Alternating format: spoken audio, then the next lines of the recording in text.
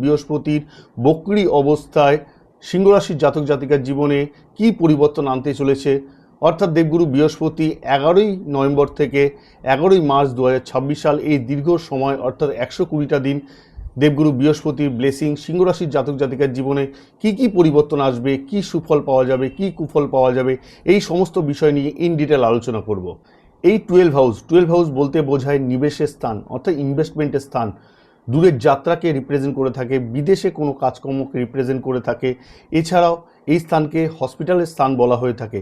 দেবগুরু বৃহস্পতির দ্বাদশভাবে অর্থাৎ 12 হাউসে থেকে আপনাকে অধিক ব্যয় করাবে। এই সময় কিন্তু মাঙ্গলিক কাজ, শুভ কাজ, শুভ অনুষ্ঠানে আপনাদের অধিক পরিমাণে খরচা হতে পারে।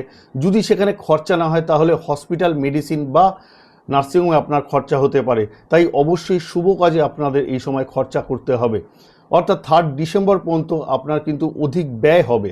এছাড়াও এই স্থান থেকে দেখা হয়ে থাকে দূরের যাত্রা, অর্থাৎ ঘর থেকে যারা দূরে আছেন তাদের ক্ষেত্রে বিশেষভাবে কিন্তু এই সময় লাভ হবে। সেটা কর্মক্ষেত্রেই হোক, সেটা এডুকেশনের পারপাসেই হোক। অর্থাৎ যারা মনে করছেন দূরে গিয়ে এডুকেশন কমপ্লিট করবেন বা বিদেশে যাত্রা করে এডুকেশন করবেন, সেক্ষেত্রেও কিন্তু শুভ ফল দেখা যাবে। এছাড়াও এডুকেশনের ক্ষেত্রে আপনারা এই সময়টা শুভ ফল পেয়ে যাবেন। এছাড়াও যারা হায়ার এডুকেশনের জন্য বিদেশে যেতে চাইছেন তাদের ক্ষেত্রে বিশেষভাবে এই সময়টা, টাইম পিরিয়ডটা খুব ভালো। এছাড়াও এই স্থান থেকে দেখা হয়ে থাকে সন্তান, অর্থাৎ এই সময় কিন্তু প্রাপ্তির যোগ ঘটাবে। দেবগুরু বৃহস্পতি সন্তানের কারক গ্রহ, অর্থাৎ এই সময় যদি সন্তান কনসিভ করা যায় 3 ডিসেম্বর থেকে 11ই মার্চ 2026 সাল কনসিভ করবার জন্য আইডিয়াল সময়।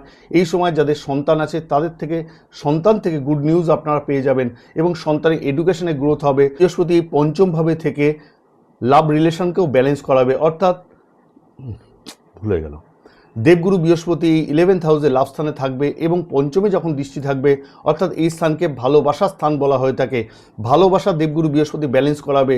যদি সম্পর্কে কোনো ঘাটতি হয়ে গিয়ে থাকে, বোঝাপড়ায় কোনো সমস্যা হয়ে গিয়ে থাকে, দূরত্ব তৈরি হয়ে গিয়ে থাকে, আপনাকে ব্লক করে দিয়েছে, দীর্ঘদিন কথা হচ্ছে না, দুজনের মধ্যে একটা দূরত্ব তৈরি হয়েছে, আন্ডারস্ট্যান্ডিংয়ে প্রবলেম হচ্ছে, দেবগুরু বৃহস্পতি রিলেশনকে ব্যালেন্স করাবে।